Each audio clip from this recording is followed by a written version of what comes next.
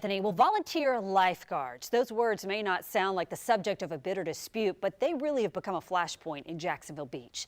The controversy began in 2021 when the Department of Labor said that using unpaid lifeguards to patrol the beach violated labor laws. City officials terminated the program. An effort to restore the historic life-saving corps could go before the voters in November, but that has been the subject of a frenzied back and forth over the past few years. On your side's Atia Collins joins us from the historic lifeguard station in Jacksonville Beach. So Atia, why is the city opposed to restoring the volunteer lifeguard program?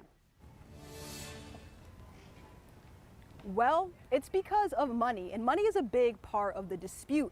This was a costly mistake for the city of Jacksonville Beach. They had to pay $250,000 in back pay to lifeguards who worked in a volunteer capacity here at the beach.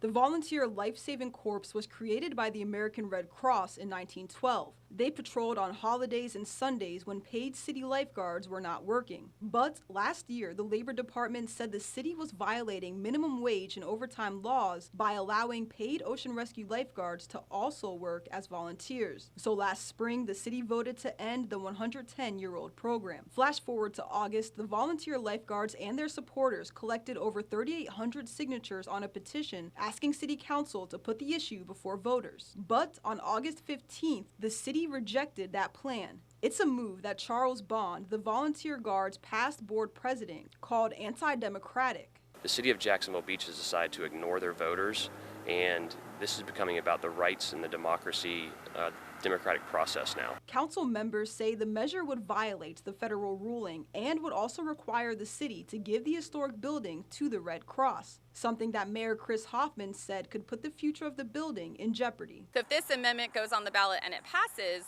then that station and that land is in jeopardy because it would be up to the Red Cross and they are not limited in what they could do with it. But despite the city's opposition, a judge late last week said that because there were enough signatures on the petition, which was signed by nearly 20% of residents, the city must put it on the November ballot.